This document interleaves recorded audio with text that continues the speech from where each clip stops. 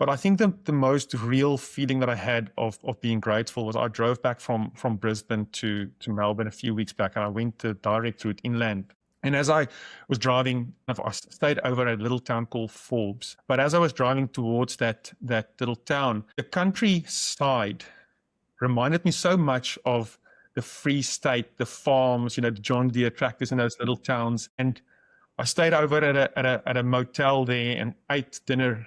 I ate a Scotch fillet with frozen vegetables. If you're from a country town in South Africa, when you go to the golf club, there's no fancy vegetables and stuff. And seeing that countryside and the feeling of the tractors and the landscape and sitting at that golf club, it made me feel at home. It didn't make me miss South Africa. It made me feel at home. So yeah, most definitely, I'm grateful to be here, and it's the right place to be for me.